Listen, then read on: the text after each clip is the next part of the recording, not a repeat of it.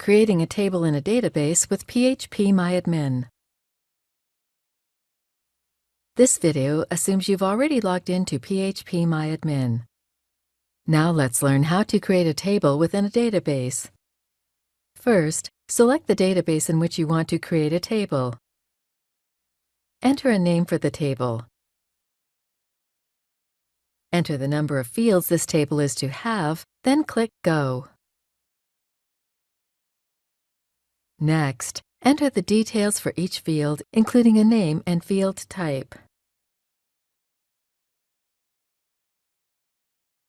Let's make this first field the primary key, and we'll click here to make it auto-increment.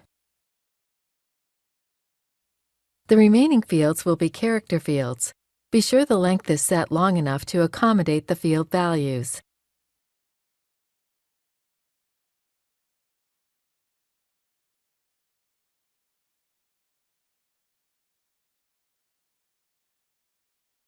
When finished, click Save.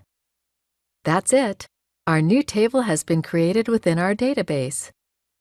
This is the end of the tutorial. You now know how to create database tables with phpMyAdmin.